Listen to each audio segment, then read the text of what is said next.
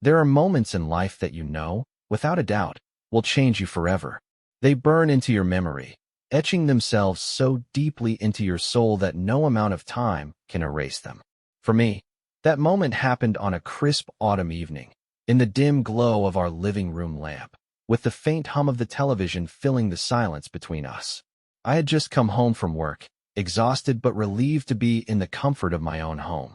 The scent of vanilla candles lingered in the air, a familiar warmth I had always associated with her presence. But that night, something felt different, off in a way I couldn't quite place. I should have noticed the tension in the way she moved, the way her eyes flickered toward the clock on the wall, the way she smoothed down her dress as though she was waiting for something or someone. I was about to ask her if everything was okay when she spoke first. "I'm going on a date now. Hope you won't be too jealous." For a second, I thought I had misheard her. The words were so absurd, so impossibly out of place, that my brain refused to process them. A date? Was this some kind of cruel joke?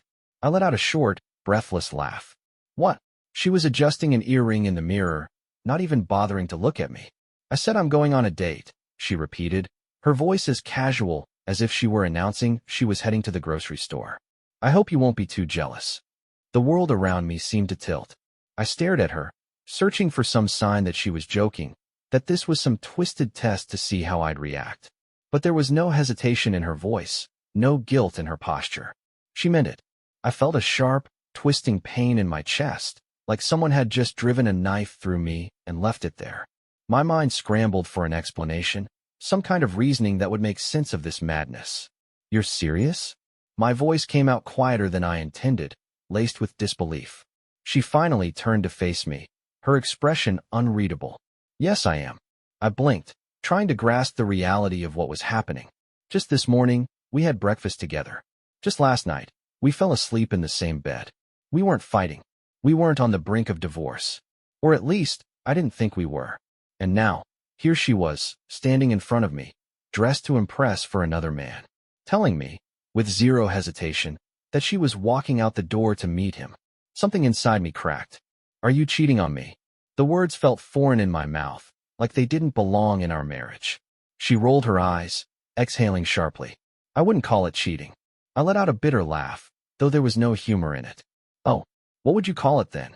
She folded her arms and gave me a look like I was being ridiculous.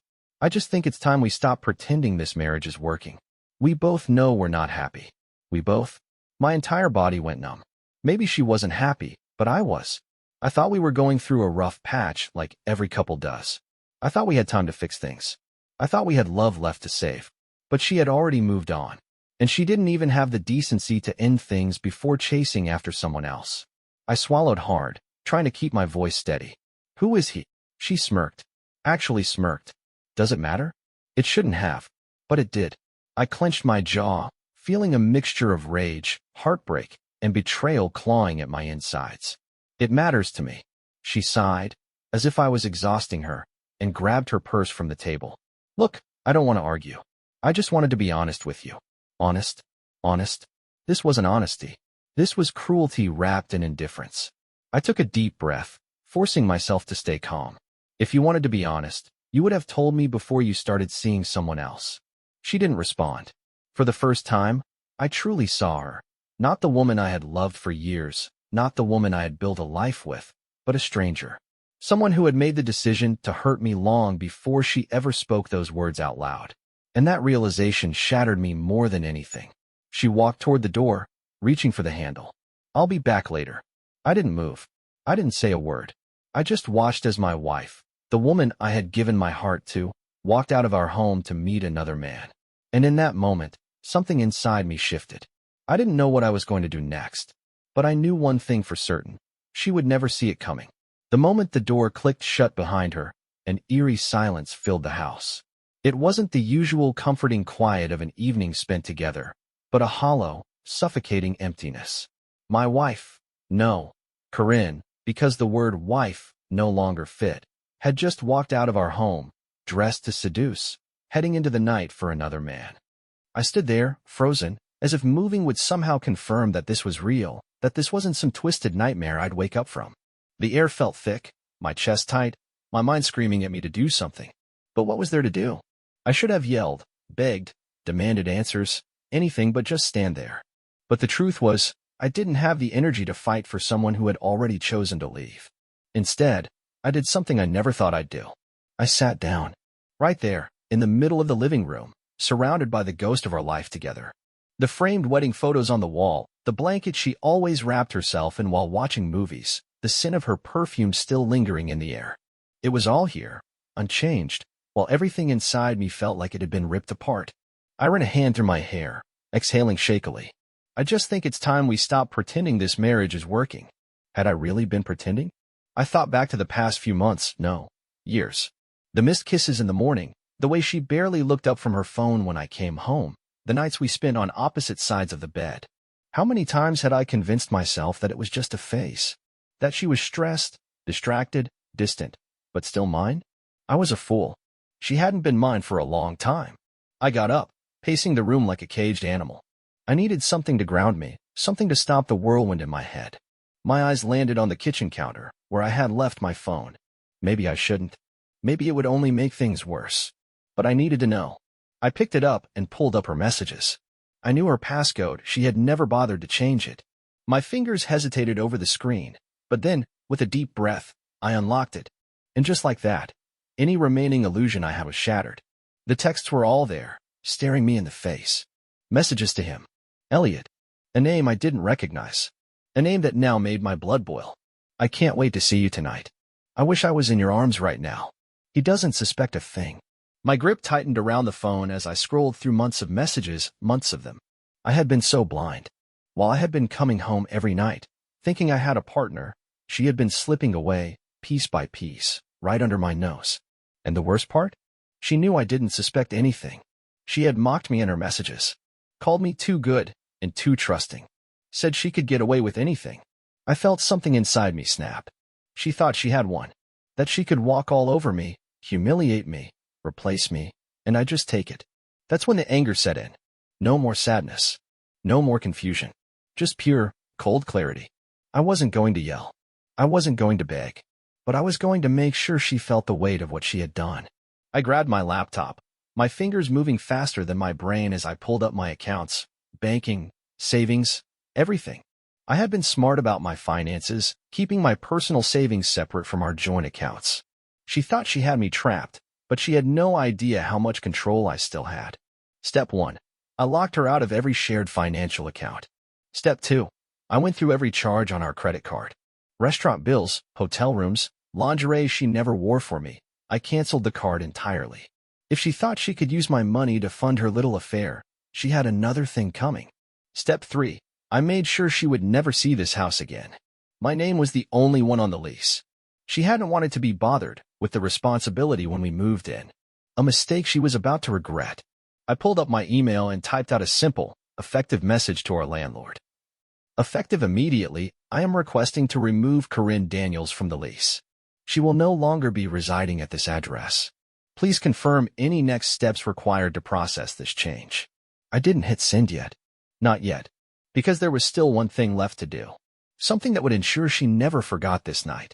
I looked back at her phone, the evidence of her betrayal still glaring up at me. She had left me for him. Elliot. Well, let's see how Elliot felt about getting a message from me. I clicked on his number and started typing. I stared at the screen, my fingers hovering over the keyboard. 1,000 possible messages ran through my head, each one more cutting than the last. Should I expose her? Should I humiliate him? Should I let him know that the woman he thought he had, 1, had been lying to him, 2? No, that would be too easy. I needed something better, something that would hurt. I took a slow breath, then typed. Hey, it's Corinne. I can't make it tonight. Something came up. I'll explain later. Short. Simple. No anger. Just enough to plant doubt in his mind. I hit send. Within seconds, 3 little dots appeared on the screen. He was eager, waiting for her. How sweet.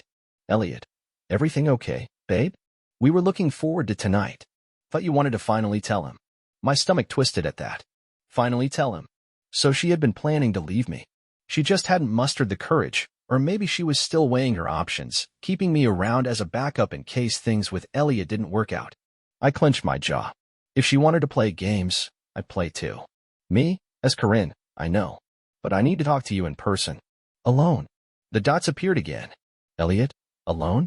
Should I be worried? Oh, you should be. I didn't respond. I let him stew in uncertainty. Let the doubt creep in. Then, I turned my attention to the rest of her phone. I scrolled through her messages, searching for anything that would give me an advantage. And then I found it. A group chat. Titled, The Fun Club. My pulse pounded in my ears as I clicked on it. Inside, there were messages from people I barely recognized. Other men, other women. Conversations filled with inside jokes, secret rendezvous, and worst of all, mockery. Of me. Does he still think you're at book club every Tuesday? Faced with tears of joy. Poor guy. Someone should tell him he's funding our weekend trips. I almost felt bad for him when I met him at the party. He seemed so nice. I felt like I had been punched in the gut. This wasn't just an affair. This was a lifestyle. And I was the clueless idiot playing the role of devoted husband while she laughed at me behind my back. I gripped the phone so tightly my knuckles turned white. This wasn't just about her anymore. She had let other people into our marriage, into our home, and they had all been in on it. They had watched, whispered, and waited for the inevitable day when I would find out. Well, tonight was that day. I wasn't going to explode. I wasn't going to beg her to stay. I was going to dismantle her world piece by piece, just as she had done to mine. I turned back to my laptop, the email to the landlord still unsent. But now, I had a better idea.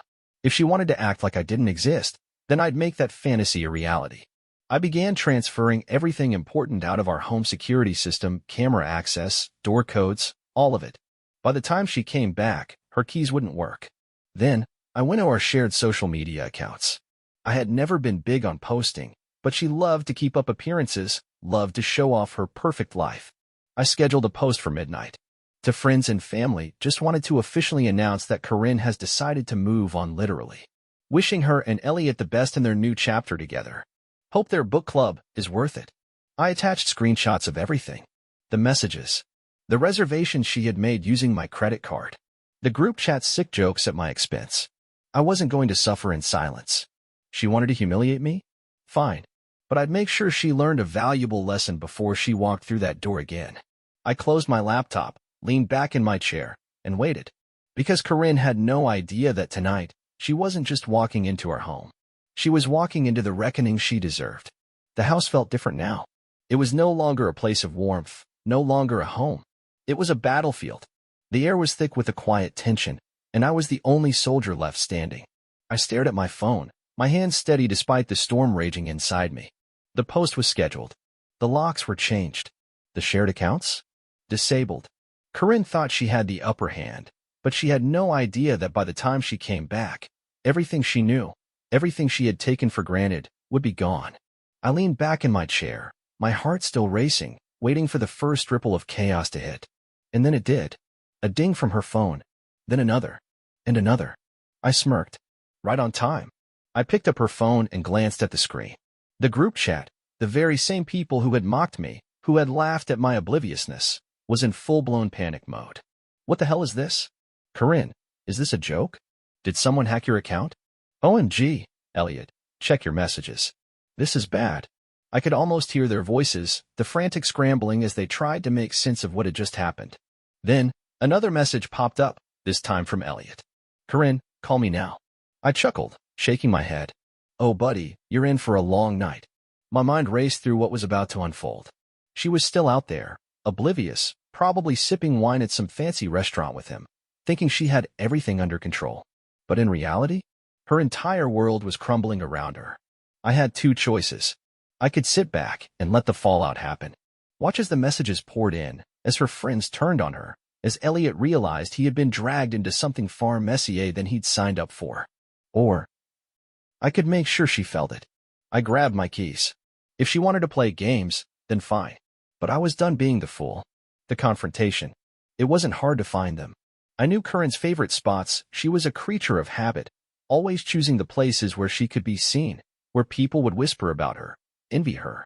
I pulled into the parking lot of Maison Noire, a high-end restaurant on the other side of town.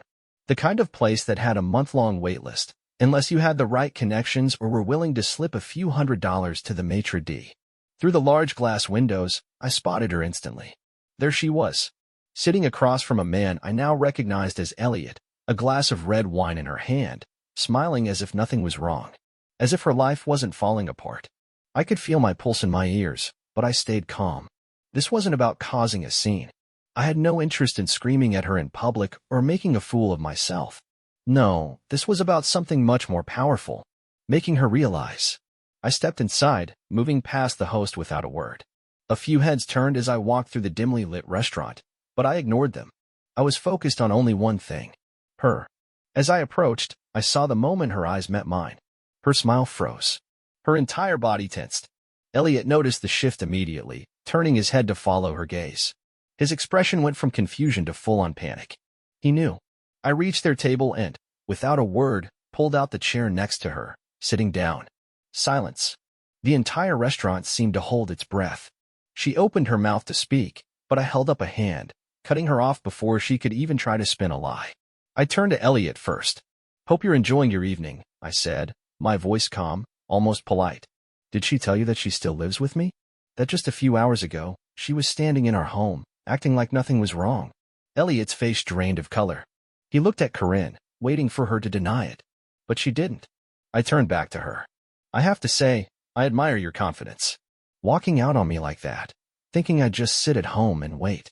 But here's the thing, Corinne." I leaned in slightly, lowering my voice so only she and Elliot could hear. "You underestimated me." I reached into my pocket and placed her phone on the table, screen facing up. She saw it instantly.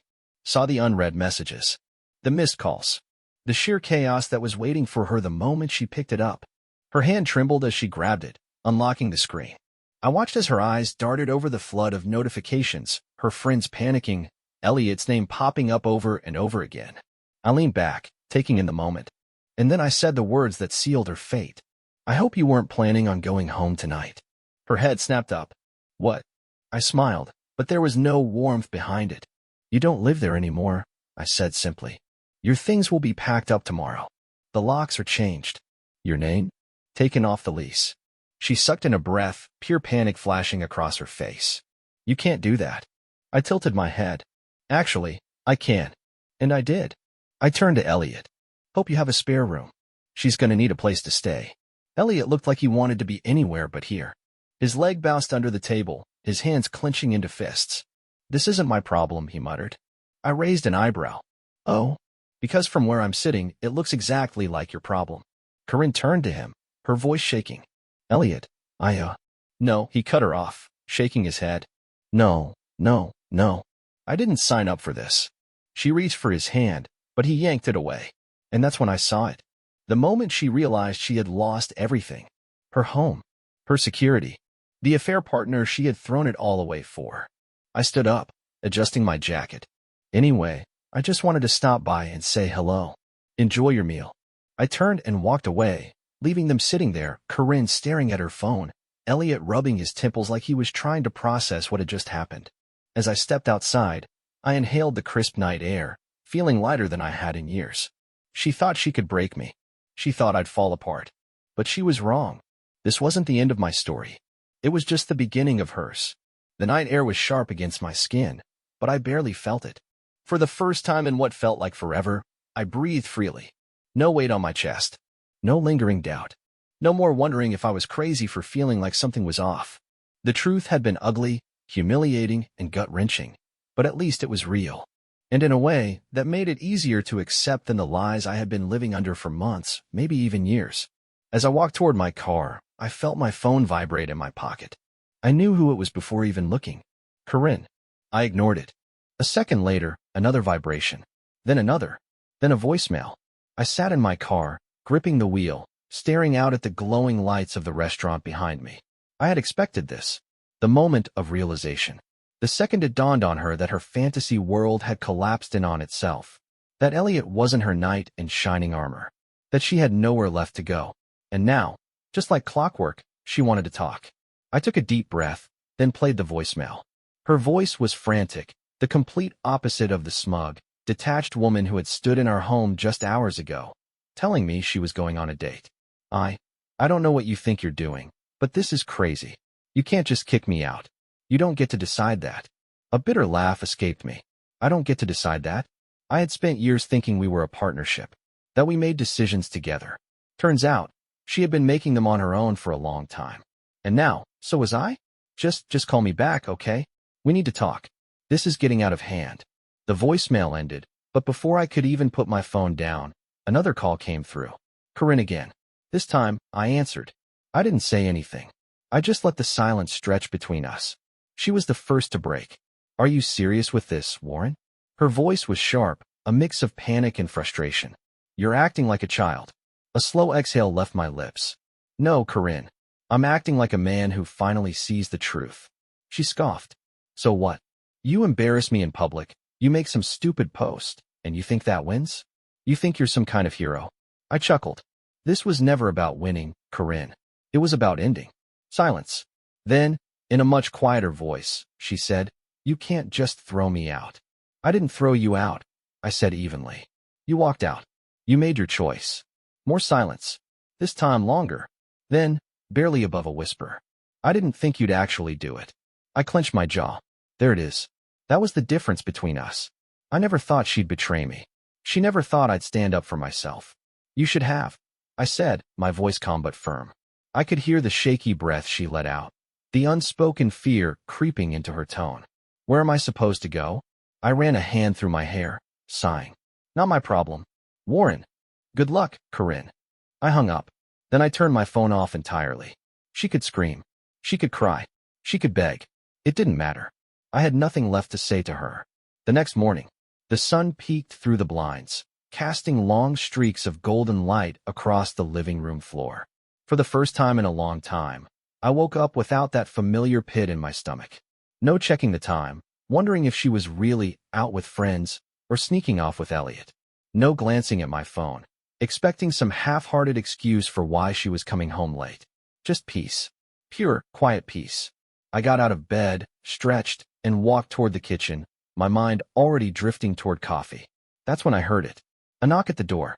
I exhaled slowly, already knowing who it was. I opened the door. Corinne stood there, looking like hell.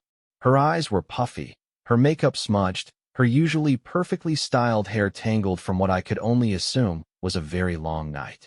I leaned against the doorframe, arms crossed. You look like you had a rough night. Her lips parted slightly, as if she hadn't expected me to be so indifferent. Warren, can we talk? I tilted my head, pretending to think. Talk about what? She swallowed, glancing past me into the house. Our house. I didn't stay with Elliot. I raised an eyebrow. No? I thought he was your big, romantic escape. Her jaw tightened. Things didn't work out the way I thought they would. Of course they didn't. She sighed, hugging herself. I made a mistake, okay? I get that now. I waited, letting her words hang in the air. She shuffled her feet. Can I come inside? I exhaled through my nose, shaking my head. No, Corinne. Her eyes widened slightly, like she had actually thought I'd let her waltz back in, like she hadn't expected me to have boundaries. I just need some time to figure things out, she said quickly. A couple of days. I have nowhere else to go, Warren. She said it like it was supposed to matter, like I owed her something. I studied her for a moment, then reached into my back pocket and pulled out my wallet. I slid out a single $20 bill and handed it to her. She frowned, staring at it. What the hell is this? A cab, I said simply. To literally anywhere but here. Her lips parted in shock, a single tear slipping down her cheek. You're really doing this? She whispered. I met her gaze, my expression unwavering. No, Corinne, I said. You did this. She blinked rapidly, as if she still couldn't believe what was happening. Then, slowly, she reached out and took the $20. I stepped back and closed the door. And this time, she didn't knock again. The aftermath. It took weeks for the dust to fully settle. Corinne bounced from friend to friend, most of whom wanted nothing to do with her after my post went viral. She finally landed in some cheap rental across town, though I didn't bother keeping track. She tried reaching out a few times, emails, voicemails, even a handwritten letter left on my windshield one morning. I ignored them all. Elliot? He ghosted her. Completely. Turns out, he liked being the other man more than he liked being the only man. Funny how that works. As for me, I moved on. Not overnight. Not without scars. But every morning that I woke up in a quiet, peaceful house, I knew I had made the right choice. She had walked out on me, thinking I'd be lost without her. But in the end, she was the one left with nothing. And that? That was justice enough for me. The door clicking shut behind Corinne should have been the final chapter. But life has a way of dragging things out, of testing you even when you think you've already won. I should have known she wouldn't go quietly. For weeks, I didn't hear much from her. A few missed calls, a couple of ignored texts, and then silence. It felt like a victory, like I had finally put her behind me. But then, just as I was settling into my new normal, the legal notice arrived. At first, I thought it was a joke. A letter from her lawyer. I sat at my kitchen table, my coffee going cold, as I read the words over and over again. Corinne was suing me. For financial damages. For wrongful eviction. For emotional distress. I let out a slow, humorless chuckle. She really thought she could flip this on me. I picked up my phone, dialing the one person who could put this nonsense to rest, my own lawyer, Greg Hansen. Greg had handled a few things for me over the years, real estate contracts, investment agreements, but this was personal. Warren, he answered, his voice as calm and professional as ever. Didn't expect to hear from you. What's going on? I exhaled sharply. You're not gonna believe this. Corinne's trying to take me to court. Greg was silent for a beat. Then he laughed. Not a chuckle. A full-on, deep-bellied laugh. Let me guess, he said. She ran out of options, realized no one else is going to take care of her, and now she's hoping to squeeze money out of you? Something like that, I muttered, flipping the letter over in my hands. Apparently, I caused her emotional distress by kicking her out of a house that was never legally hers. Greg clicked his tongue. She doesn't have a case, Warren. She's fishing. She thinks you'll panic and throw money at her to make this go away. Yeah, well, she clearly still doesn't know me. There was a pause before Greg spoke again, his tone more serious. Want me to handle this? I nodded, even though he couldn't see me. Burn it to the ground. I could practically hear the grin in his voice. Consider it done. The courtroom gamble. A month later, I found myself sitting across from Corinne in a courtroom conference room. She looked different. Less polished. Less sure of herself. The confidence, the arrogance, that she had when she walked out of our home that night was gone. But she still had hope in her eyes. Hope that she could spin this, manipulate the situation, convince a judge that she was the victim. She was about to be very disappointed. The mediation lasted 30 minutes. That's all it took for Greg to obliterate her claims. He laid out the facts in black and white. The lease was in my name. She was never legally a tenant. She had admitted in her own messages that she was planning to leave. She had access to money. She just didn't want to spend it on herself. By the time Greg was done, even her own lawyer looked like he wanted to crawl under the table and disappear. And Corinne? She was shaking. She knew she had lost. But the best part? When the judge ruled against her, ordering her to cover the legal fees for wasting the court's time. I didn't say a word to her as I walked out of that room. Didn't need to. Because for the first time, she had nothing left to say. The final goodbye. I thought that would be it. That she'd finally get the message. But a few nights later, I found myself standing in my driveway, staring at her as she leaned against my car. I sighed, pinching the bridge of my nose.